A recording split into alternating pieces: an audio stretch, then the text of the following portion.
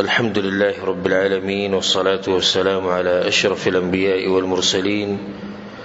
نبينا محمد وعلى آله وصحبه أجمعين. أما بعد،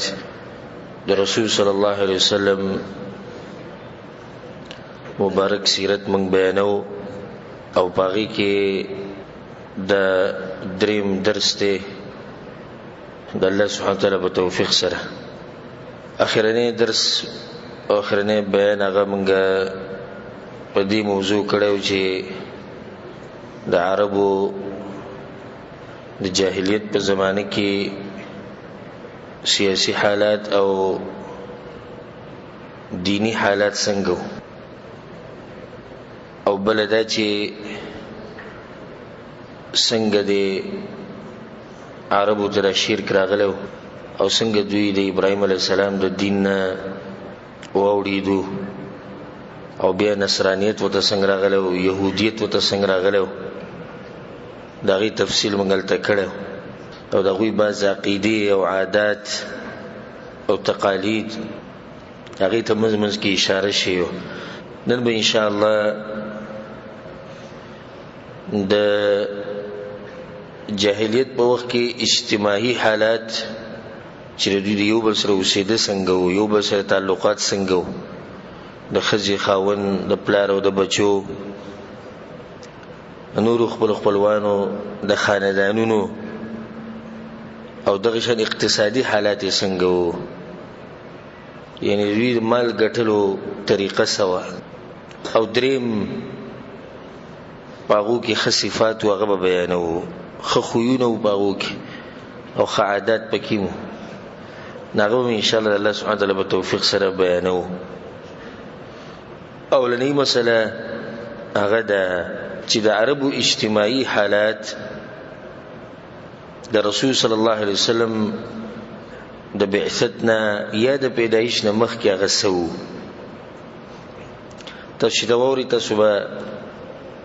حیران شئ چې څنګه الله سبحانه وتعالى دغه تیارو کې د رڼا راولېږله او هغه د دین دی.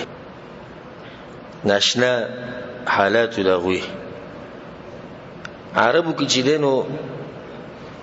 طبقې وي او هر طبقه د بلې نه جدا ده، حالات جدا دي. طبقې دي چې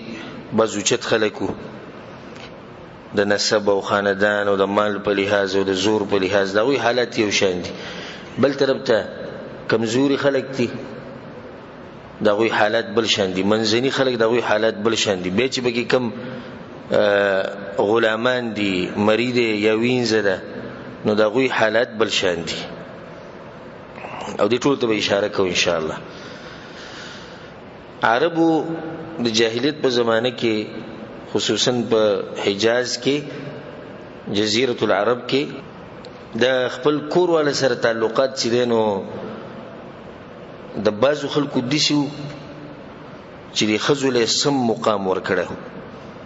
او سمي اوچتې کړې وي د خزې دغوی د پاره به ویني به امتو ولې دغوی د پاره به توري مروته او بازو به کې د هغه خلکو صفت کو چې کم سړی د خپل خزې خیال ډیر ساتي او غالب اوقاتو کې دغه نه مشوره لري، دغه نه رائے لري، تر دې چې د کوم چې اوچته طبقه وا د دوی د زنانو کې د طاقت مو کوغړې نو دوه قبيلې به یو ځای کولای شي صلح لپاره او که دوی وخت نو دوی به اکثر ور بکیم جوړ کونه دوه قبيلې به ورانه کړي. دلیل به دې باندې چې هغه سره اختیارات هغه ډیرو د بعضو حالات دي چې هغه د زنانو سره اختیارات هغه ډیرو، خو د دې هر سبب وجود سړی چې نو دی به د خاندان مشرتیا به دي چې خزل نه ورکوله چې مطلق مشرتیا د خزل ورکی او بس هغه سوی نه مشر به سړیو، خو دې سړی به د خزل بیا مقام ډیر اوچت ورکړو او دغه خبره به چلیده د سړی دغه څنګه خزي به د چا سره واده کو نو لازم به د مشرانو نه به تاسو کېدو دغه اوچت خلک زما خو کنه چې طبقې دي دغه یو طبقه ده چې دغه د عادت چې هغه به لازم د مشرانو نه تاسو کو او دې کېدې نه شو چې یو زنانه دی لاړ شي او په خپل مرزي دی یاری کوي او تختی چا سره دا نه چری د په وخت او په دغه طبقه کې دا خو اوچت خلک دي. به د دوی نه بعد چې کم دي چې کم منځني دي هغه طبقه چې هغه په منځ کې ده نو په هغو کې اختلاط د سړو او د ښځو په منځ کې او خف حاشي او خ بے حیائی د دوی په دې منځ کې وه. او تاسو اندازه لګولی شئ چې د ښځې څه مقام و د جاهلیت په وخت کې. نن سبا د بعض چې دی نو راپاسي خصوصا داسې لیبرل او علمانیان او په میډیا باندې دا خبرې کوي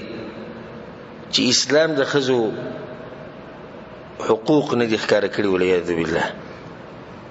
او موږ راوتي وو حق غواړو د ښځو لپاره او چغه وو د ښځو لپاره. دا ټول یو گیم دی زموږ د دین د خرابولو لپاره. تاسو زه بعض خبرې را نقل کوم بعض حالات چې د جاهلیت په زمانه کې د زنانو سره معاملات څنګه وو خصوصا دغه طبقه کوم چې منځنۍ ده چې کوم اوچت خلک وو هغه به د ښځې داسې خیال ساتو. خو عام چې کوم خلک وو د هغوی حالات دي غالبا حالات داسې وو. تاسو به حیران شئ چې الله سبحانه وتعالی څنګه دې زنانه له د عزت ورکو. حیران به شئ دومره اوچت مقام ول الله ورکړی چې داسې په یو بل مذهب کې تاسو ته نه میلاوي. او داسې دې خلکو هغه خبرې دی غواړي دا چې زمونږ د دوی د ښځې حق دی ته وایي چې زنانه روډونو ته راوځي زنانه فحاشۍ ته راوځي زنانه فلمونو ته راوځي سندرو ته راوځي ټیویانو ته راوځي دې ته حق وایي. بس صرف دغه आवाज لګي دې لپاره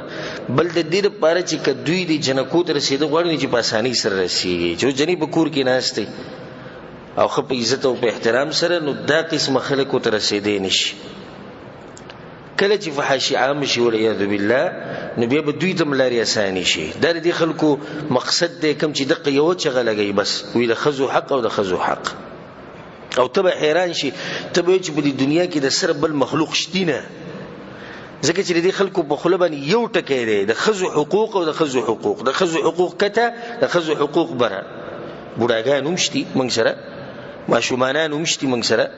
مظلومان هم شتي موږ سره قسمه قسم خلک دي یوازې تا ته دغه حق یادېږي بس چې ته د ښځې حق یادې نو خبره دا چې اصل کې د دوی به خپل مقصد دی نور هغو څه داسې خیرخوا نه دي د ښځو چې د دوی حقوق ادا کوي. د جاهلیت په وخت کې ما وایي چې غالبا فحاشي وه او بې حیایي وه.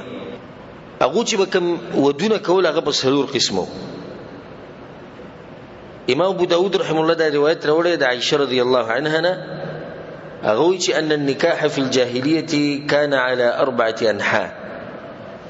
د جاهلیت په زمانه کې نکاح په څلور قسمه وه. فكان منها نكاح الناس اليوم یو دغه نکاح وي کوم چې نن سبا ده او غدا يخطب الرجل الى الرجل یو سړی بل بل سړی پسې هغه ته وایي چې ستاسو لور ز خپل جوړه غواړم یا خپل ځان له ستاسو خور ابو سید او برازي شو بیا به مہر پکې خود او به نکاح وکړي او طریقه دا چې نن سبا هم ده او شریعت دغه طریقه پرې خو ده. شریعت هم دغه طریقه خولې چې الک یا د الک مشران لاړ شي جنې خواته او د هغې د مشرانو سره به خبره کوي. لازم به کې د مشر نه اجازه اخیستل کېږي او د هغې سره سره د جنې اجازت پکې هم لازم دی. دا شریعت ګوره حق ورکړی او دې خبره لازم انشاءالله د مشرانو اجازت سره د ښځې د اجازت دا دوه به لازمي. یوازې ګوره په دې کار نه کېږي چې د مشرانو اجازت اکثر مشران دي چې خپل رشتې پالي په خور او لور باندې دا زموږ د کاکا زوی او د ماما زوی دی د دې او د کته او د بره خپل رشتې به پالي دي ته ګوریم نه چې د دې جنې مستقبل وسي دا به څنګه حالت تیری دا خلک څنګه خلک دي خو خپل رشتې به ساته بس اسیم به دې بیغمه دي. نو اکثر خلک دي سي دي دوی ماغه دي چې صرف د جنې مرایته ګوره به جنې سوي نه مشران نه بګی ته پوس لازم دی کې دي چې جنې ودي سالک غوړه کې چې هغه بي دي نه کې کې دي شي یو دي سره غوړه کې چې هغه مناسب نه د دوی سره د خاندان سره د معاشري سره، نو لازم شریعت د دوه خبرې خولې دي چې لازم به د مشرانو اجازه تي او دویم به د چا اجازه تي د دې جنۍ او د الک اجازه وي د دوی رضا ده لازم ده. نو دا یو نکاح وا. دویم نکاح دا وا دې ته ویل کېدو نکاح الاستبضاع او دا ډېر ناشنا نکاح وا. دا دې سوا وی کله چې به یو خزه پاکه شو د حیض نه نو دې سړی به ته وی ته لاړ شه په پلاني بسې پلاني بچ ته څوک مشهور سړی به شاعر به او دسی په جنگونو کې به تکړه سړی اسونه به زغلول یا بل څه مهارت به مالدار او بل څه، نو دبه د خپل خزولې ګل باغه پسی او دبه سره کورواله نه کو نه هغه سړی به سی به ولې ګل د خزې به دغه سره وخت تیر کو بیا براله تر دې چې حمل واضح شي. چې کله حمل واضح شو نو بس دا ماشوم د هغه سړی نه پیدا شو نو کې دي شي چې دغه نه پیدا شي نو دغه پشان وي ولعیاذ بالله. دا دویم قسم نکاح او باغو کې او د فحاشۍ ته سوچ کوي او د بهایت چې خپل خزه به ولګل په خپل مرزي په پلاني او علاني پسې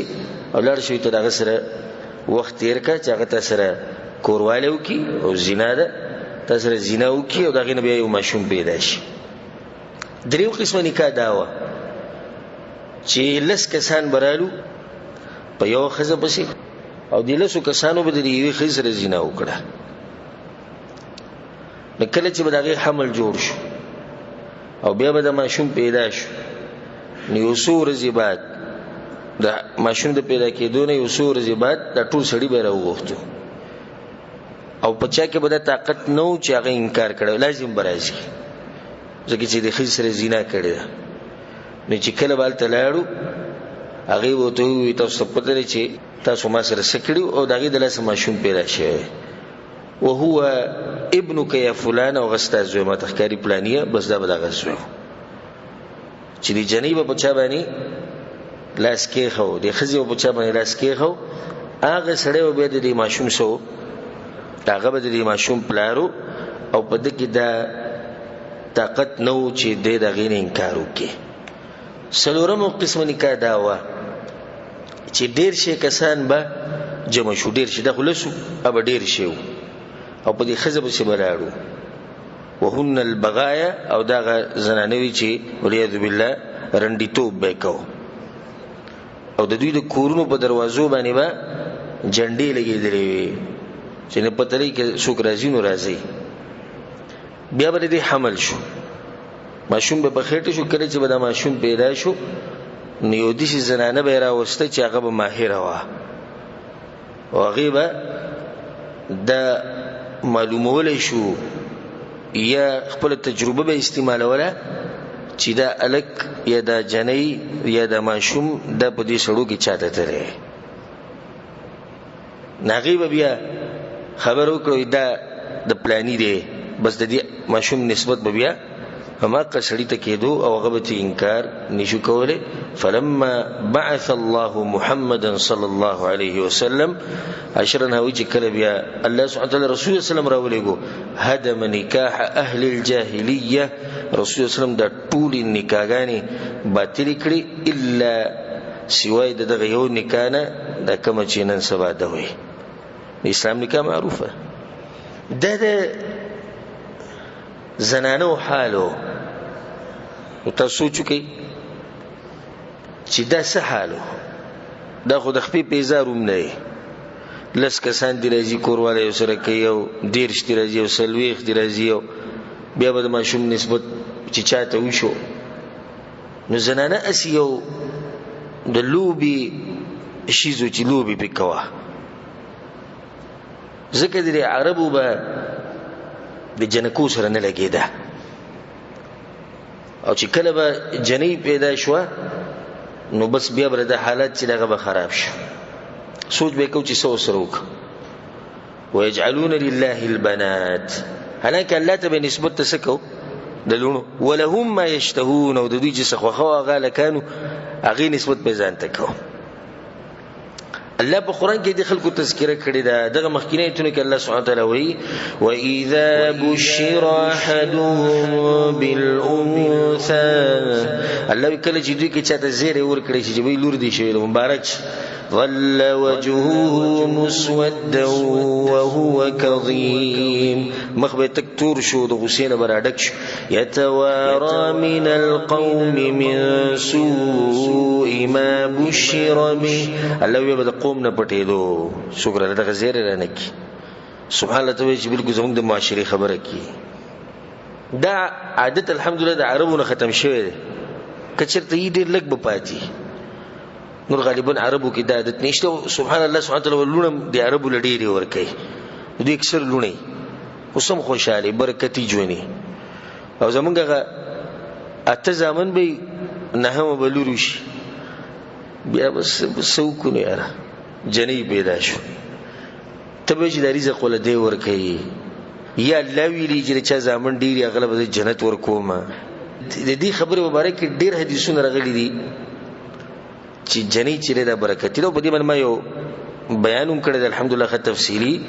لونه د کور برکت او د الله نعمت ولته ما تفصیلا دا خبره ذکر کړی ده. او پیغمبران چې د جنکو پلارانو د پیغمبرانو غالبا لونه به ځامن نو او کوو لکه زموږ پیغمبر سم ته وګورم ځامن په وړوکوالي کې چې مړ دي. دا د غوي معاملو د زنانو سره. عبد الله ابن عباس رضی الله عنه وی کان الرجل اذا مات ابوه، د سړي پلار چې مړ شو او یا به رور مړ شو نو بس دا خزه چې کوم پاتې شو د پلار نه یا د رور نه دا اوس د دې سړي سره سامان دی د خپل مرزي د کده ځان سره ساتي او قبل چاله ورکی یا د مړ شي په دغه ځکه او دې بل دین هغه مال واخلي کم چې دې سره دی. د پلار خزه به کینولو او د پلار د خزه سره به نکاح کوله، هغه سره به مواده کو که خوخه شو که خوخه نه بس کینولې و چې مړ شي چې مال تی ماته پاتې شي. او نن سبا د عادت په پښتنو کې شته سیده چې د پلار خزه د حسینی شویل چې جلته مسلمانان یو الحمدلله خو ضرور خزه ناغه به عدتم تیر کی بیا من به دغه کور کې ناشته خکه څوک غوښتول راځي نه پچا پسی بزي هغه پوخانی سخر پسی پوخانه اچي مازی کې سخرو دا غنه به جنې لاس غواړي بیا او رښتیا به غواړي. دا ډېر عجیب خبره ده. جنې د دې کور نه ختم شوه، خاوني لاړ مړ شو عدت تیر کو خبره بالکل ختم شوه. اوس بیا هم زیره د دې سخر نه بوله اجازه تلې مور پلار به ګلاس نه راشي دم دغه طریقه ده. او یا بناستي په کور کې دغه دوی سره به خپل مرزي لکه چې د بل لکته واده کړ یو خدای کبل ته بزرګ واده نه کړ یو په دغه کور کې بناستي که هر څه کېدو سویل نشو د کور خزره د جاهلیت مسله ده چې کله خاون مړ شي او خزي عدت تیر کو د مور پلار د غوی ده اجازه چې سو غواړي د سو غواړي د واده لپاره د دې په مور پلار پسې بورزي په دغه سړي پسې بنورزي چې کم د دې مخ کې سخرو او د دې خپل مرزي کدا غواړي چې مثال کې د کور کې دغه خاوني سره وزلته وشيګم زما بچی دي ما سره او زموږ د کور د هیڅ خبر نه کدا وې چې د پلار کړو وشيګم هم د دې خپل مرزي او دغه په کې هیڅ حق نشته. دا باز راشي وې خزه مړه ده او سره دې پاتې شي او سخر غریب له ولوي سنه ور کوي. دا سره چې کوم دې خزینه پاتې شي او دې خزینه په مہر کې ورکی دا ګوره محض د دې خزي دي. داخله کوي وې سره ول خیر دې ډیر ورکه بیا سیم دې کور ته راځي بیا سیم دې کور ته راځي بده کې چل لري چې بیا هم زمونږ دي نه د بیا د خاون رسی د بچوي رسی او د مور پلار رسی کم سره چې زمونږ د پښتنو نه لګي دا غوي حق پکې رسی او سخر ته وایو چې الله دې روغ صحت ترکی او زګر زمزي کوا ستاپدې کې هیڅ څه نه رسی. دا لا پریدا دا لک رور به ګرم کیږي زما به کې میسه ده زمونږ د کور سره دي زمونږ مال نه دا د ښځې مال دی. د سرو کې د ښځه چې مړه شوه په دې سرو کې یا ځمکه کې د دې د بچو حق دی، د ټولو نه زیات حق پکې د بچو دی، بیا د خاوند حق دی او بیا د مور پلار حق. د ټولو حقوق الله سبحانه وتعالی په قرآن کې بیان کړي چې دا تفصیل د نظم خدای او مسله مخې ته رااله. دغه شان جاهلیت والا به زنانو له په میراث کې حصه نه ورکوله او دا به وي لا يرثون الا من يحمل السيف. میراث به هغه څوک وړي چې توره چلی، توره او توره خو سړي چلی. نو ښځو له به په میراث کې حصه نه ورکوله او ډېر د افسوس سره دا هم زموږ د معاشرې حال دی. جاهلیت د معاشرو حال خپل سره ګورئ که نه، دا بس داسې کښېني چې کله زه ویم چې پخوا به دا کې استغفر الله استغفر الله، ته ګورو دا ظالمان او ځان ته نه ګوري. اکثر په ده کې هم دا مرض خو د هغوی هغه چې واوري استغفر الله وایي خپل ځان ورته پښتو غیرت ښکاري. هغوی هم دغه پښتو غیرت کول، هغوی ته هم د غیرت ښکارېدو چې ښځې له چا میراث ورکړی دی اوسه پورې. میراث به وایي هغه څوک کوي چې هغه توره چلی په جنګونو کې او هغه سړي دي. نن سبا دا مسله په بعضو مسلمانانو کې خصوصا زموږ په معاشره کې دا عامه ده. چغې به وایي شریعت او شریعت، شریعت کده او شریعت بر بته شریعت کې خدام دی چې حساب ورکړي. دا الله دې طاقت راکړي مونږ کمزوري یو، پوره عمل کله کولای شو، پوره عمل نشو کولای. خو دومره ده چې الله دین ډېر مزدار دین دی، وي ډېر مزدار دی چې دا مونځ کې کنه وي ډېر مزه کوي. خنور چې کې مسلې د هغې سره یې څه خیال دی؟ اوس کمزوري دعا کوه چې الله موږ له طاقت راکړي. دا کم خلک چې د لوڼو حق نه ورکوي او د خویندو په میراث کې قیامت په ورځ به د یوې روپۍ د دوی سره حساب کتاب کیږي او هغه وخت کې به دوی ته پته ورکړي چې رسول الله صلی الله علیه وسلم وایي چې چا یو لږ ځمکه ظلمن واغسته د چا نه، د قیامت په ورځ به الله وواڼه ځمکې دې غاړې ته واچوي او په جهنم کې به یې ګرځوي. دا وي بیا خاوند له وړي نه وړي دی که نه، تا راواغسته پوره جنۍ کامله جنۍ او دغه هلک له دې ورکړه، اوس دې په ځمکه نه ده پېرزو چې انسان دی. انسان قیمتي دی که ځمکه قیمتي ده؟ انسان قیمتي، انسان دی ورکه وړي دي. بعض وی خاوني وي قمقل غونډه کېدی چې خاص تصرف نشي کولی، کوم وخت کې چې ورکوله به وکړي نه کېدو چې دا قمقل دی. یو ما پسې راغلی وي یاره څه قمقل غونډه کېدی او موږ یې وله ساتي وو. ما ته ډېر ښه سړی چې ساتي ول څه لیکل دې کړي دي، ما وصیت دې کړی چې دا عیسه زموږ د خور ده او خاون قمقل دی، ما وله ساتلی ده که زه مړ شم دا به وله ورکړي. نه دې چې لیکل خو نو ما چې ته مړ شي بچو ته به دې پته ولګي، ته دومره ښه سړی ته وله ساتي، ځمکه ورکه ما عیسه ورکه. لاړ بیا لږ څه بعد بیا راغی سی یو منټ زما نه مخکې روانو په دې لاره، بیا رابسې راوګرځېد. وي شیخ صاحب خو د کروړاو ده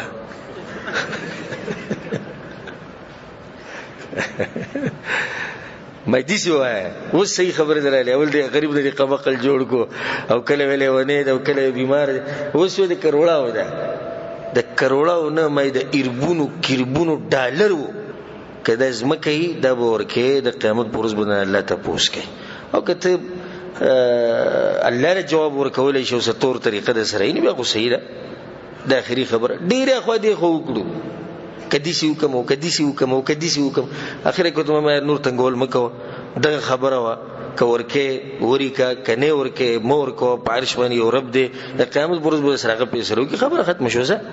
اوس موږ سره پیټکې که داسې وشي او که داسې وشي او که داسې سړي کې لار میلاو شي. نو هغوی به هم دا چل کوو چې عیسه به په میراث کې دا به نه ورکوله جنکوله. هلکانو کې چې به کم نږدې وو هغو له به یې ورکوله. لکه مثال کې پلار نیکه که دوی به نو مثال کې رور تره ماما دوی ته به حصه میلاوېده او دا کم کس چې مړ شوی دی د ده بیا بچي ابه د ده په کفالت کې وو. چاته چې میراث ورکړی شوی دی پوره ابه له بچي بیا ساتل. دغه شان د جاهلیت په وخت کې دا مسله م وه چې کله به یو سړی مړ شو او د هغه به ښځه وه، یعنی یو سړی مړ شو ښځه ترې پاتې شوه او بچي شتي خو د دغه ښځې نه نه دي، بله ښځه هم ده، یا هغه ښځه شتي او یا مړه ده. نو په دوی کې چې کوم مشر زوی دی دا زنانه چې کومه د پلار نه پاتې شوې دا به د هغه په میراث کې رسېده، نو د هغه خپله مرضي ده. که خوښه شو د واده دپاره نو کپړه به یې ګزار کړه، کپړه یې ګزار کړه، بس وایي دا د هلک خوښه شوې دی به یې واده کړي. نو والعیاذ بالله د پلار د ښځې سره به واده کو، او که خوښه یې نه شوه نو بس هغې له به اجازت ورکړو که ته چا سره واده کوې نو کوه. دغه شان د جاهلیت په وخت کې دا مسله وه چې جنکۍ به یې ښخولې او د سره دا په انسانانو کې نه شمارلې، او طریقه د خخولو یې دا وه چې بعضو سیرتونو کې راغلي دي او بعضو په خپله د جاهلیت په زمانه کې چې کوم خلک پاتې شي او په خپله دا طریقه بیان کړي چې موږ به دا چل کوو. چې کله به د یو سړي لور پیدا شوه او دا به پرېښوده، یعنی نه به یې وجله، نو هغې ته به د وړۍ کمیس واغوستو او هغې له به بیزې ګډې ورکړې او دا به وله ساتلې. یو طریقه دا وه جنکو سره، که نه یې وجني نو بیا به ورسره دا کار کوي، او که وجني نو پرې به یې ښوده تر دې چې 6 کالو عمر ته ورسي. چې کله به د 6 کالو شوه نو مور ته به یې وله ووایي دا تیاره که او ښایسته که چې بوزه به د مور خپلوانو له. نو دغه شان به هغه روانه کړه او ده به ورته د مخکې نه کنده کنستې وه په صحرا کې. چې کله به د ماشوم هغې ته بوتله به ورته کته وګوره دې کې څه دي، چا به ورته وکتو ته به ورله د شانه دیکه ورکړه، ته به ګزار کړه، بیا به پرې خاورې واړولې او دغه شان ژوندۍ ماشومه به یې ښخه کړه. بله طریقه دا وه چې کله به زنانه په خېټه باندې حمل او بچی به پیدا کېدو نو دا زنانه به یې بوتله د یو کندې خواته. چې کله به ماشوم پیدا شو که دا هلکې نو بس بیا به یې راوړو ځان سره، او که دا جنۍ نو همدغې کندې ته به یې ګزار کړه او بیا به یې له پاسه خاورې راواړولې. او د هغې وجه دا وه دوی چې به دا جنکۍ ښخولې د هغې یو وجه دا وه چې د دې د لاسه چې سبا له په جنګ کې دا زموږ نه څوک په قیدیانو کې بونځي او موږ به پرې وشرمېږو، ځکه دا جنګونه ډېرو، نو د هغې د لاسه به دا جنکۍ نه وي خوښې. او داسې ویل کېږي چې اولنی کس چې دا طریقې ایجاد کړی و د هغه نوم قیس ابن عاصم التمیمي. دا یو زورور انسان او د غټ خاندان بنو تمیم قبیله او غټ قبیله ده. نو په دوی باندې النعمان ابن المنذر د هغه قبیله او خاندان په ده باندې حمله کړې وه، د ده په دې خاندان باندې د دوی په منځ کې مخکې مسلې چلېدلې او بیا به هغه یکدم حمله وکړه. چې حمله یې پرې وکړه نو د دوی د قبیلې د قیس د قبیلې زنانه او کسان دنیا کسان نور ځان سره قیدیان کړو بوتو چې په هغې کې د دې قیس لور هم وه. بیا د هغې نه بعد د دوی په منځ کې صلح وشوه. چې صلح وشوه نو دا جنۍ ترې راوسته، لورې ترې راوسته، او دا لورې چا بولې و د دغه نعمان ابن المنذر ځان دپاره بولې و، بیا یې راوسته دي. چې راوسته صلح وشوه نو د خپلې لورې ته یې وویل چې صحیح راته ده، نو هغې هم هغه هلک خوښه د چا سره چې وه کوم خاندان چې د پلار په خاندان باندې حمله کړې وه هماغه هلک یې خوښه وایي زه به هلته یم. نو هغه قسم وخوړو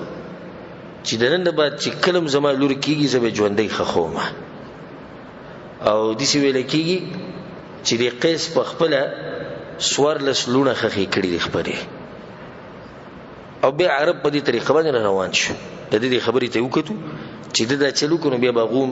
داسې چل کو. خباس پکې داسې په د عربو کې چې هغوی به دې ته نه کتو چې دا جنۍ ده که دا هلک دی، خو چې بچی به پیدا شو هغه به یې مړ کو. او د هغې سبب و غریبي او لوږه، چې موږ به په دې باندې یا په ده باندې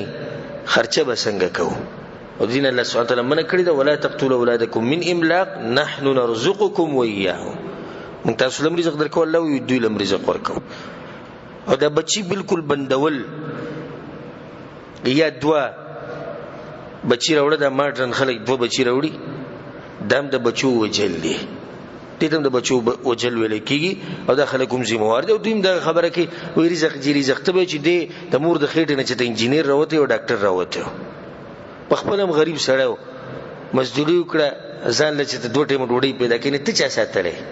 دغه شان به الله سبحانه وتعالی ستا د بچي ساتي. او چې بچی کله راشي دنیا ته د هغه سره د هغه رزق راځي،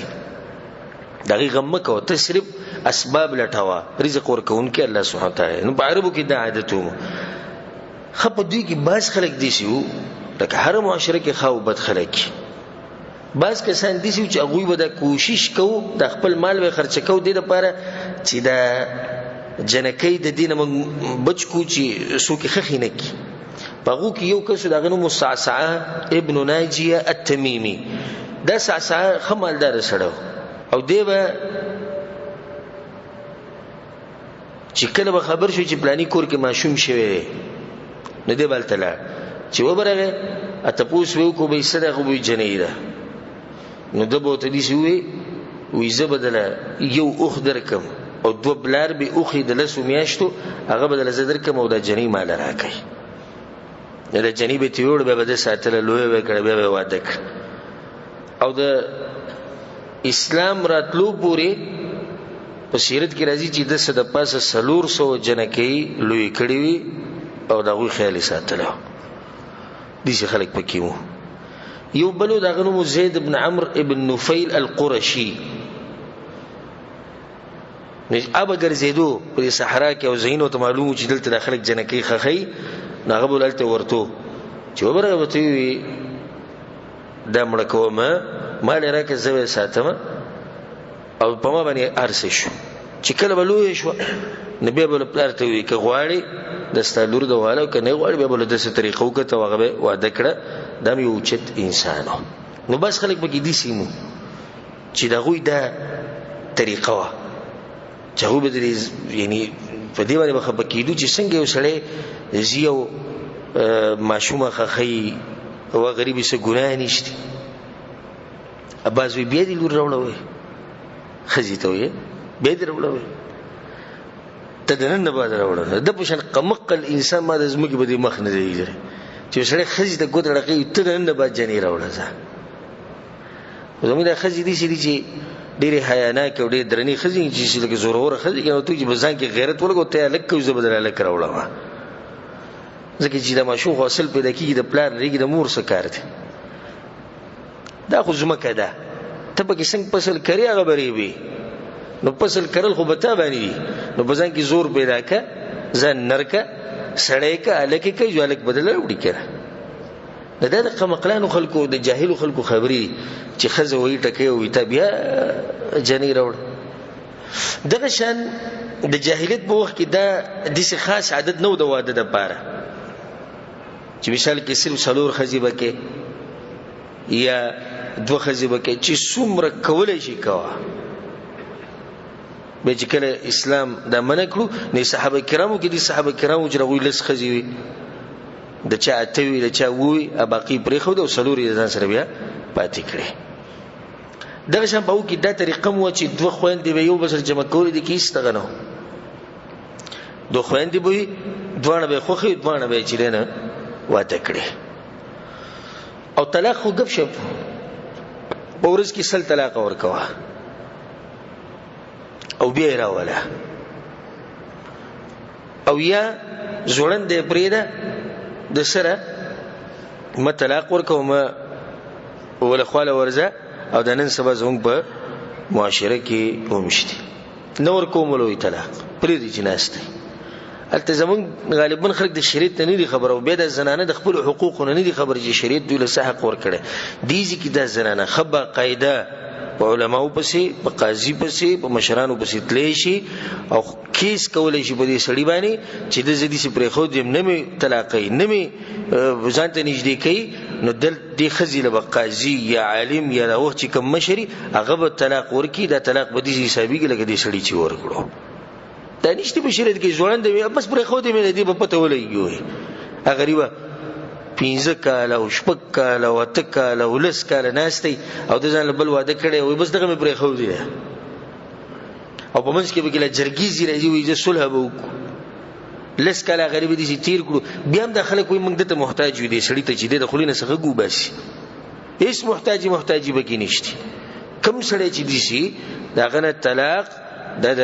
قاضي په واسطې سره د محکمې په واسطې سره مشرانو په واسطې سره دا اخیستی کېږي بیا خو مزې شوي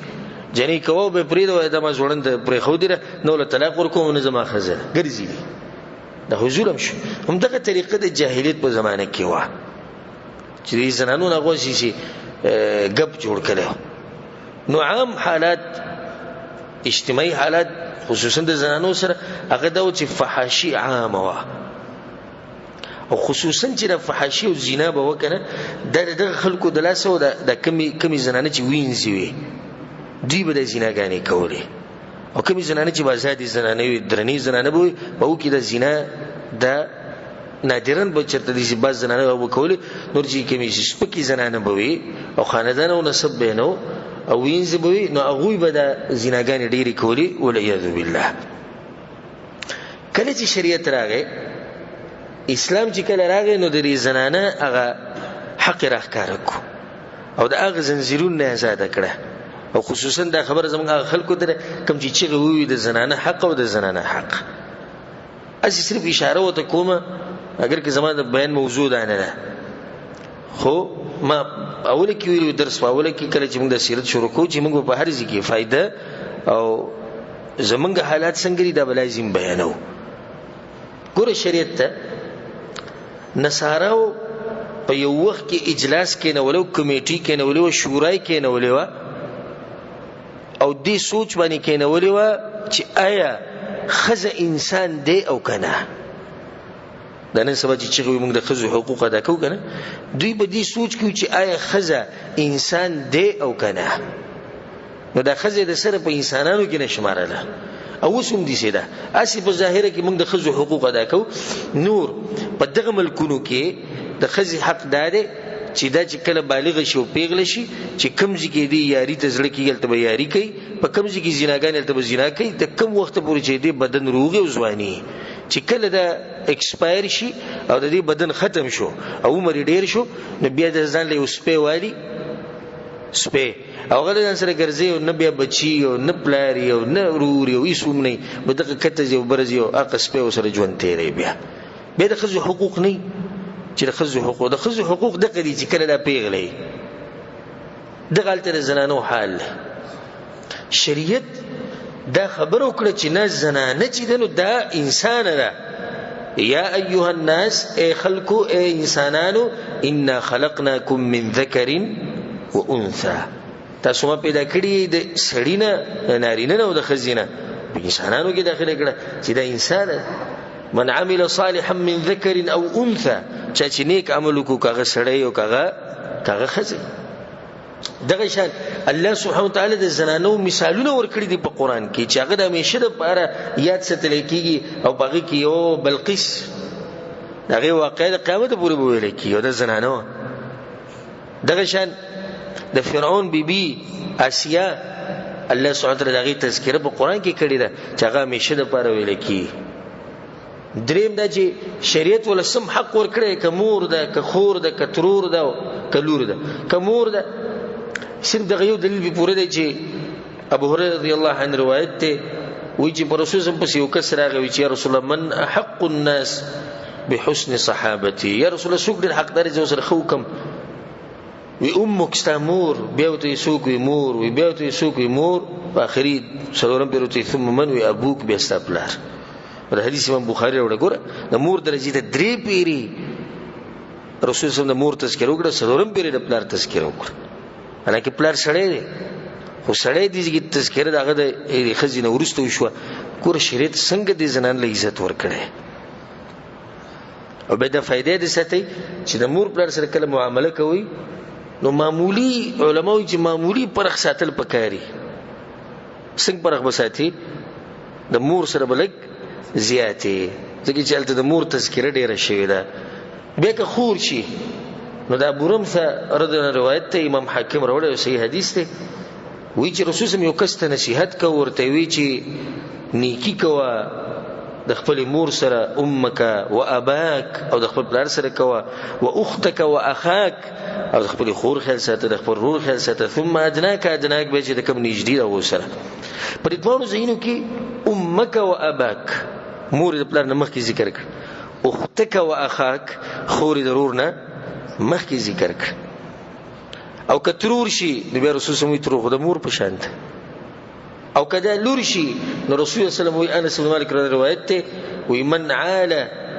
جاریتین حتى تبلغا چې سړی دولونی او د دوی کفالتو کی د دوی خط تربیتو کی په دوی خرچیو کی تر دې چې غوي پیغلی شي واده کی جاء یوم القیامت انا وهو ما وغه د قیامت پر دې شو ولاړی وي د دوه ګوت رسول سم یو ذکر د الک مبارک نه دی ویلي ګوره الک مبارک دې څه قسم روایت نشته او د لونو مبارک شته شپږم دا چې شریعت د واده طریقه خو چې دا جنې سره به زنا نه کوي نه به تخته او نه دا چې خپل مرزي به کم ځګي دی سره زړو شو شهوت پوره کو نه بلکې د واده طریقې خو او دومره عزت ولا ورکو وی لاړ به شي په مشرانو په سیدغونه به وغواړي وي د عزت شریعت ورکړي دا واسي چې وي د میډیا ولا دا لګي دی د زنانو حقوق موږ ورکو سي حقوق ورکړي دا د زنانه حق دی چې دومره درنه ده چې ته به ورځي پلار ته بول خبره کې رور ته به کې او ماما او کاکا ته به کې په یو پیر نه دویم پیر بځي دریم پیر بځي دا غینه باندې د خپل مرزي ده کس برازي شو ومه دا شریعت دا نه ویل چې یو سړی د خځې سره نه لګي بس خبره ختمه شوه ځکه چې سړی سره نه لګي نه الله سبحانه وتعالى سوي وإن خفتم شقاق بينهما فابعثوا حكما من أهله وحكما من أهلها الله وی که حل نه جوړېدو دا غوي مشران دیم کینی دي مشران دیم کینی حق ول الله ورکړي د خپل ځان ته پوس کولای شي مشران دي کینی خبره به وکي دا نه چې بس ته جنې واده کړه او بس خپل مرزي لري څو سره کې دغه مشران ته پوس کولای شي دغه مشران کې نهسته شي د الک د مشرانو سره یا د الک سره خپل جنې ته پوس وک دغه شان دې ته وګوره چې کم سړی په زنانه باندې بهتان ولګي چې دا زناکار ده دا خراب ده د دې او دروغ وي والذین يرمون المحصنات ثم لم ياتوا باربعه شهداء او صدور گواهان وسرني فجلدوهم 80 جلده اتیا دوری به وي ته تسخ کاری چې ته به بهتان لګي په خزري بهتان ولګو گواهان دې سره شي اتیا دوری به وي دا شاه رسول چې وکړه بیعت کو د سړو سره به جدا بیعت کو د خزو سره به جدا بیعت کو دلیل چې شریعت غول مقام ور کړي دغه شریعت ولا میراث ور کړي دي مہر ولا ور کړي دي واده کې مہر لازم ور کې خاوند ته ور ویلي وی لازم به خرچ کې د اوسېدو زیب ور کې دغه شریعت ولا د حق ور کړي چې کله واده کیږي نو تپوس به کوي اجازه به غواړي راضي کني کرازی او سیده کرازی نو دا ودنی شي کېده د دینه د واضح شو چې شریعت چې اسلام شریعت او اسلام چې زنانه لکم حقونه ورکړي د په بل یو مذهب کې نشته او څومره عزت ولا لازم زموږ د زنانه دي سړي لکه یو بادشاہ چې د ملک صرف اډر کوي موږ ته ټلیفون کوي و چې راتلې ځان سره سره دغه راوړه په موږ پر پیرې شي وزي الله د کم ځینې راوړو یو ته ټلیفون کو بل ته ګلک قرض را کړه خرچنی شي مېش باخره کې به در مال دا واله ما بوز پلاني زیته ما بوز ډاکټر لا د عزت ته کنه د عزت ته چې سړو بشن وسره بټوي راغستي او کته یو برز یو به خپل کارونه بخپل کو دا خو به عزت دې کړه دا خو دې ستړي کړه دا خو دې و شرموله او شریعت ول دغه ورکړه چې بچی پیدا شي او به د بوډۍ شي نه د بیا مقه مثالی یو ته وېدا چلو کبل ته وېدا چلو کو باو کې مجال نه ک دین بکیاله نو دا غوي مجال نه چې انکار وکي خور سو مګرانی به لونه سو مګرانی الله ور عزت ورکړي د عزت ول الله سبحانه تعالی ورکړي د دغه پوری د هغه وخت پوری جنې پیغله شي د پلار بکور کې په حیا او عزت سره ناست او کچای نوم واغستو دي جنې غلط او پلار ته خبر شو یا رور ته خبر شو زی جنگونه کې وجل بکیم شي وی خلکو بګیو بل وجلی دومره خلک خیر ساتي په اسلام شریعت دومره خیر احترام ورکړي او به چې واده شي پردي کور ته لاړ شي نو بیا څوک تذکر نشي کولای چې خاوني دي سخري دي هغه قبيله ولا بیا د دې خیر ساتي نو دا مقام او د عزت د الله سبحانه تعالی ورکړي دي زنانو ته در زنانو حالات ولته خدغه شان د جاهلیت په وخت کې معاملات د رونو سره د ترونو د زامنو سره د خاندان سره ډیر مضبوط دغه وجه سو د دې جنگونو دراسه او تعصب دراسه قبلی تعصب او کډیرو به د زموږ د خاندان نه دي کله زر ناروا وي خدای زموږ د خاندان نه دي که روري لاړ مثال کې ظلم یو کو سړی مړ کو په نه حق راغه خلک بصیرالو به ستارو راغله زمون کسي وجله نه دي نه چې د خبر ورته جوړي دی وجله دا وسره به مقابله کوي دا تعصب او د عصبیت په غو کې وو ها دا پکې مو چې کله کله به ورانی دي دغه د لاسه مشرتیا د لاسه او د تمام مخ کې اشاره کړې و چې را مشرتیا ډیر وران شي دي د لاسه رونه مورانی او تر زامن او ماما زامن او دین دی وبل سره ورانی ته شند قبيلوم دی وبل سره دغه تعلقاتو چې دې مضبوط نه وو او د مخ کې موږ دا خبره ذکر کړې و چې هغه تعلقات دی وبل سره د قومونی وبل سره سي مضبوط تعلقات نه خو د بعض تقالید د لاسه د بعض اعمالو د لاسه چې دوی بم کول دغه د لاسه بلګیو زپاتې کیدو نور دی وبل سره به دي سي خاص نه لګیدا لنډه خبره ده چې اجتماعي حالات د جاهلیت په وخت کې به انتها کمزوري وو او هر طرف ته جاهلیت او هر طرف ته تیری وی او هر طرف ته غالبا ظلمونو اگر کدي خلک د کوچ غوي د ظلم خلاف کول او دغه خلاف ودرېدو دي خلک پکې اقتصادي حالات دغه دي چې عربو دي کسب او تجارت دي غټ نو او د دې مشهور تجارت دغه چې الله سبحانه وتعالى بالقرآن كم تذكر لإلاف قريش إلافهم رحلة الشتاء والصيف یو د جمی سفر او دویم د وړو په جمی کې به یمن ته تلو او په وړو کې به شام ته تلو کې خلاقه دغه د دې طریقه طائف کې ګټ تاجرانو په مکه کې تاجرانو خو دومره چې د تجارت مخنو دغه وجه دا چې امن نو او د دوی تجارت به په هغه ورځو کې خچلې دوی چې کله به د اشهر الحرم را لري سلور میاشت په کوم کې چې جنگونه حرام دي دي ته به دوی څه خوشالي دوی دي د لاس سفر به ګلری لري کولی چا به چاته سنوي خو دا غین علاوه ټول یو بل سره دښمنی او جنگونه نه دا غین لاس به دوی سفر دا په امن کې بنوي تجارت به په امن کې نه و د روانو ځان سره به قافله روانه کړو مال به راغسه پیسې راغسه بل به عملو کړه غر سبه ته واغستو سديس الصناعات وسرب نو چې سامانی تیارولې د ټولو نه لري خلک او کمزوري خلک هغه داو لکه د نور قومونه چې په وخت کې هغه به سامانونه تیارول او جوړول به دوی سره ایسوم نو او دا بعض ملکونه او بعض علاقې دي چې الته د کپړو جوړول دا به او دغه شند سرمنی وچول او رنگول دا پکې ولکه په یمن کې او د شام بعض علاقو کې خو غالبا حالات په جزیره العرب کې هغه داو چې دوی دي کسب نو چې دي صناعت وته نو معلوم خدغه تجارت به کو تجارت حالاتم کمزوري ځکه چې یو بل سره جنگ جګړه او دښمنیانی وي ټوري د اقتصادي حالات په اخر کې درېمه خبره هغه ده په دوی کې خصيفاتونه او د ظلم د چې سره د یو قوم بد صفات بیانې او خصيفات ولا نه بیانې الله سبحانه وتعالى په قران کې د اهل کتابو تذکر کړی د لیسو سوا لو یو شان ندي خلق بکیمشت په دوی کې بعض صفات ډیر اوچت صفات پکې سبحان الله چې هغه نن سبا په ډیرو مسلمانانو کې نشته اولنې صفت چې په دوی کې وو اولنې خوې ډیر اوچت خوې هغه کرم او جود او ملمستیا کول او په دې به فخر کو او غالبا شاعری په وخت کې شاعرانو کوم شاعری کړی ده نو غالبا شاعری به بدې کې و پلانې چې دې کور دغه د خار په منځ کې دی د پلاني کور د کلی په منځ کې دا په منځ کې نو منځ کې مته دی چې هر چاته معلوم دی د پلاني د کور دیوالونه دنګ دي مته خلکو ته معلوم دی د پلاني په کور کې ایرډ را یعنی دا چې الته په خلی ډیر کې دا قسمه خبره به دوی کولو دا به فخر غنو او دا صفت په دوی کې وو لا شک په دې کې شک نشته او ما څه دومره وخت نشته چې ما تاسو ته د عربو بعض حالات بینول بعض واقعیت صبح راشي چې دوی کې د ملمستیا او د کرم او د غټ زړه او د ملمه خیال ساتل د صفت په دوی کې څنګه وو یو واقع دوی اشاره کوم په دوی کې مشهور کس چې هغه ډیر غنی وو هغه حاتم الطایی وو حاتم الطایی دومره غنی انسان او دومره کرم والا انسان او دومره د ملمستیا وکوله چې وسوم چې څوک ډیر غنی او خرچه کوي نو ته خو دې سې لکه حاتم الطایی ځان یې هغه جوړ کړي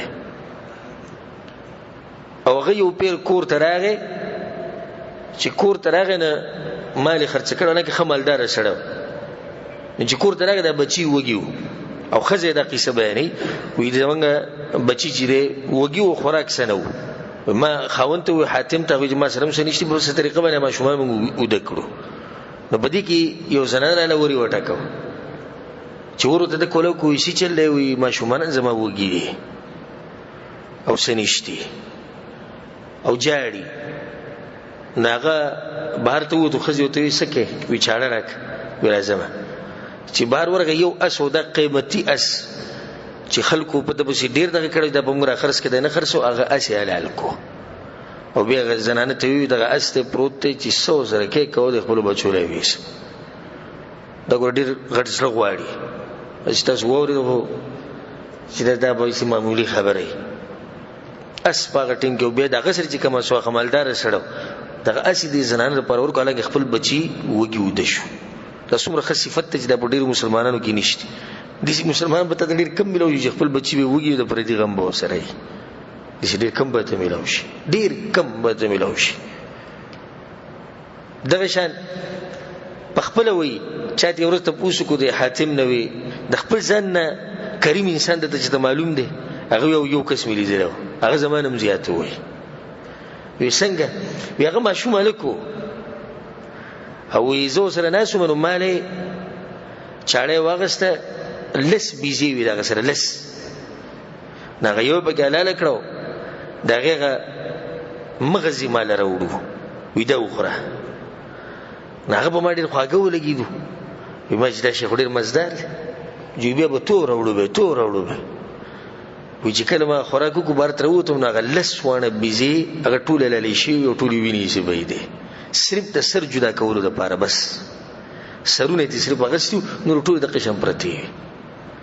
وي مو ته چې د دې سکړي وي چې ستا خو خو وي نو بیا خو دې کې بوفل نشو کولای کنه نبی او د خلکو تاوله سور کړو وي ما ولا 1500 بيزي ورکړي په انعام کې او 300 خان مولا ورکړو خو سم دا شړې په هغه لک چې په ما باندې کم دغه راولې احسان د زلمرګ پوری نشم پوره کول خلکو تین ته ول ډیر څو ورکړو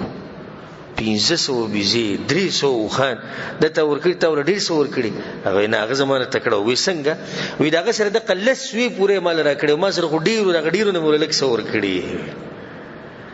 او داغه سره د لک څو هغه پوره راکړو مال نو هغه لک زمانه تکړه شو کړ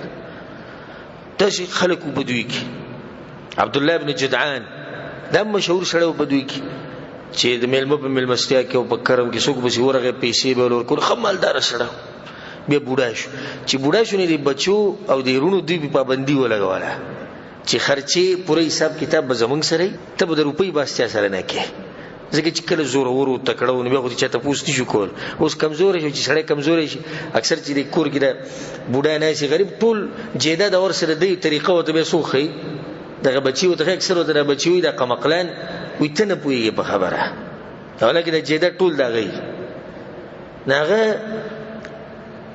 چې بوډا شو دی پابندي ولګول وي تا ټول مال تباکو وسی اسیم اخري عمر کې وسی موږ د پرې ځکه چې څوک براته مکیت څوک بمراتو او د دې سره به ملاقاتو کې زما د مسله به چې سبو سره به ورکول پاتې نو به چې کله بوډا شو به یو نوې طریقې زده کړې و هغه دا چې څوک به جوړه کوي زه غریب مو دي شو ته وته نه وته سره کوي سنشتي نه به به ته وي را دي خوښنه یو مضبوط گزار به ول ورکو دې سړی له به ورکو ابه را شو پیسې مې دروخته خو نه ویلو چې نشته گزار سره راک وي چې کوس هغه نو بچو بس کوي چې کا او چې دماله گزار را کړې او زه خپل حق غواړم دور پیسې په کار دي ته زماده بچي به تعالی درکې ناغو به چې کړه زامن بیرل وسی چې له و استپلر زواله مشران بکیناستنو سو کو به زما دور پیسې په کار دي نو دا وخت طریقه و دي چې لازم به پیسې ورکې نو دا و پیسې راوځي ور به کړو لا دغه طریقې په اخر کې چې کله بوډا شو یعنی دومره کرم ولا خلک پاغو کیو دي خلکو دي غریبانو سره به مرستي کولې تر شان پاغو کې د ډېر خصيفتو چې لوز به کو هغه به پورا کاو لوز به پورا کاو دا پاغو کې ډېر خصيفتو چې تر دې چې د دې لوز د لاس سبب بچي به تمړ شو ویني بم توي شوي کورونه به موران شو خو لوز به نه ماتو د دې خصيفت چې د دې کم نن سبا په من کې ډیر زیات دی. درې په کې ښه صفت دا چې د خپل نفس د عزت به ډیر خیال ساتو، سخت خیال به ساتو، د لوګي نه کمړ کیږي او که هر څه کیږي خو ځان به نه بې عزته کوو. او د هغې د لاسه په کې شجاعت او بهادري دا به ډېره زیاته وه. معمولي خبره به چې واورېده او د هغې نه به داسې بین راتو چې یعنې دوی ته د خلک ذلیله ښکاري، د هغې دپاره به یې تورې او غشي او دا به یې راواغستو، وینې به تویېدې، په سوونو کلونو به جنګونه کېدو، خو دغه خبره به یې نه وه خوښه چې دا صفت په ډیرو خلکو کې نشته. خصوصا د پیسو لپاره د خلکو هغه دین یې خرڅ کړی دی، هغه عزت یې خرڅ کړی دی او ځان یې په شرمونو شرمولی. ډېر خلک داسې شته چې د هغوی په مخ کې اهم شی دینار او درهم او ډالر او ریال او روپۍ دغه شی دی، نه که دی پکې بې عزته کېږي او که د خاندان پکې بې عزته کېږي او که د اسلام نه پکې لاس نیسي، خو د مقصد پیسې. په هغو کې دا نه وه، خپل ځان د عزت او د خاندان او د قوم به ډېر خیال ساتو. دغه په هغو کې دا ډېر ښه صفت و چې د یو شي اراده به یې وکړه په ښه اراده، نو بیا به دا کار لازم کوو. دا به کوم ډېر ښه صفت و چې عزم د هغو ډېر پوخ. پنځم صفت په هغو کې دا و چې صبر به یې کوو، حلم پکې و. اگر که دا په ټولو کې نه و، اگر که دا په ټولو کې نه و، خو دومره دی چې صبر ماده په بازو کې وه، ښه صبر به یې کوو. بل صفت په هغو کې دا و، ښه صفت پکې دا و چې غالبا هغه په دې بانډو کې اوسېدلي وو، په صحراګانو کې بدوانو، نو هغې موسم او هغه اخلاق هغې پې اثر کړی او ځکه په وړوکوالي باندې رسول صلی چې دی په وړوکوالي باندې مور لېږلی او بهر ته، او دغه شان د صحابه کرامو سیرت کې مونږ بیان کړي دي چې هغه په وړوکوالي باندې مور پلار بهر ته لېږلي، د دې لپاره چې هغه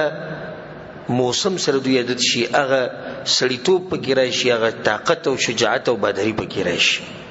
نو په دوی کې دا صفت و. د دې ښارونو نه او د دې قسمه قیسو نه به اکثر لري وو، نو ډېر ښه صفات په پکې دننه وو، زړور به وو، یریدو به د چا نه نه، دا صفت پکې ډېر و. او دغه شان سړیتوب پکې و او په دې به فخر کوو چې زه سړی یم. او ځکه ته د فایدې لپاره ذکر کوم چې چا به ګیره خریلې وه نو هغه ته به ډېر په سپک نظر باندې کتو، چې چا به ګیره خریلې وه هغه ته به په سپک نظر کتو. او دا خبره په غور سره د هغه وروڼه واوري کوم چې ګیرې صفا کړي دي چې د جاهلیت په زمانه کې دغه خلکو چې هغه جاهلان وو هغوی ته دا خبره سپکه ښکارېده چې یو سړی دی نري او دی دې رالګي او د مخ نه دې ویښته لرې کوي. خاورو کې پراته دي هغه خلک یعنې چې زه اوس راولم ورته وښیم چې میک اپ یې پکې هم کوي، راشي ویني میک اپ یې هم کوي، سرخي هم لګوي هلکان او پوډر هم لګوي، او دا تنګې جامې او دا جنکو په شان خبرې او دا نرم نرم جسمونه او دا نرم نرم عادتونه چې ګوره دوی ته به غوسه وایي. دا خبره به هغومره بده لګېده چې ګیره خریلې ده. او داسې واقعیت به کوم شته چې د عربو سیرت راوالی، پخوانی تاریخ راوالی، داسې سړي له به یې لور نه ورکوله، هغه سره به یې رشته نه کوله، ځکه چې دا ظاهري فرق دی د سړي او د ښځې په منځ کې، دا ظاهري فرق دی. په دې کې بعضو ته د شیطان دا ښایسته کړې د رسول صلی الله علیه وسلم د طریقه ورته والعیاذ بالله بده ښکاره کړې ده، نو بد دغه کار کوي، یا به ګیره وړه کوي او یا به خرئ، او دا دواړه ښه بد ښکاري. کمې چې بلکل سبا کوي خو ډېر بد ښکاري، او دا کمې چې وړه کوي دیم بد ښکاري، ځکه چې کله ګیره پرېږدي او لاس ورله نه وړي نو څه ویښته پکې لنډي څه وګرځي، دا خوند کوي. او دا کمې چې وړه کوي داسې نیغه یې کټ کړي نو هغه داسې ښکاري لکه جعلي ګیرې چې لګولې نقلي، ښه بده ښکاري. نو هر طرف ته نقصان دی. او چې کله یو سړی ګیره پرېږدي ښایسته شي، خو پته نشي دې خلکو ته به دې کې څه ښکاري. دا کم چې ګیرې خرئ یا لرې کوي دوی ته به دې کې ځان ښه ښکاري، حالانکې دا یو اوچت نعمت دی چې الله سبحانه تعالی دې سړو له ورکړی، اوچت نعمت دی او ښایست دی. عائشہ رضی الله عنها چې به کله قسم خوړو والذي زین الرجال باللحى، په هغه الله مې قسم وي چې سړي وي په ګیرو باندې ښایسته کړی یې. ګیره دا د انسان ښایست دی. او د جاهلیت په زمانه کې زه د هغه خبر نه کوم د رسول صلی الله علیه وسلم د زمانه او د تابعینو په وخت خدای شوی او د جاهلیت په زمانه کې هم د سی واقعي شوی دي چې چا به ګیره نه ونه هغه به ګرځېدو په دې دغه چې دا به څنګه راخیږي او ارمان به کو وی کچر ته ګیره خرڅېدې نو ما به د جیداد او د مال او د هر څه مې قربان کړه خو چې ته دوه ډکی ګیره ملاو شي به دې بوت ځان دي شي صحیح کاری دو بدایو خصيفت الله سبحانه وتعالى هغه له ور کړه د با صفاتو چې مو ته اشاره وکړه اگر که دغه کې اخلاق نورمو خدای به کې یوسو ما ذکر کو د دې خوینو د لاسه الله سبحانه وتعالى د قوم غوړه کړو چې پیغمبر به کرا ولې کو د خوینو به کې یو وجه دوی موجوده چې د دوی چې کوم موقع د جزیره العرب چې کوم جغرافي موقع ده د ډیر مناسب و دي لپاره چې د پیغمبر راشي لکه ته مکه مدینه ته ګوردا بالکل سنټر دی نو دا علاقه په جغرافي په لحاظ سره دا مناسب و دي لپاره چې د پیغمبر راشي او د دین بیا د اسلام د رڼا او د بیا خورشي او مخکلاړ شي د دې سره چې زمونږ د درسوم اختتام ته ورسېدو او د عربو اجتماعي حالات د عربو اقتصادي حالات او د عربو بعض خوونه د جاهلیت په وخت کې هغه ته موږ اشاره وکړه ان شاء الله پر روان درس کې پر روان بیان کې به د رسول صلی الله علیه وسلم نسب بیانو دغه خاندان او د رسول صلی الله علیه وسلم پیدایش څنګه شو او د ابرهه واقعه چې هغه راغله او کعبه ورانوله دا به ان شاء الله د روان هفته کې به بیانو الله سبحانه وتعالى موږ له توفیق راکړي چې موږ د سیرت په خیر سره سره ورسو او د کم چا سیرت چې بیانو الله سبحانه وتعالى سره زموږ ملاقات په جنت الفردوس کې وکي او الله سبحانه وتعالى زموږ مشران کشران ټول وبخي خصوصا زموږ مور پلار باندې الله خاص رحم وکي کم چې مړ دي الله دې برحم وکي او کم چې ژوند دي الله سبحانه وتعالى دې ول برکتي ژوند ورکي او الله سبحانه وتعالى دې ول روغ صحت ورکي هذا والله اعلم وصلى الله على نبينا محمد وعلى اله وصحبه اجمعين.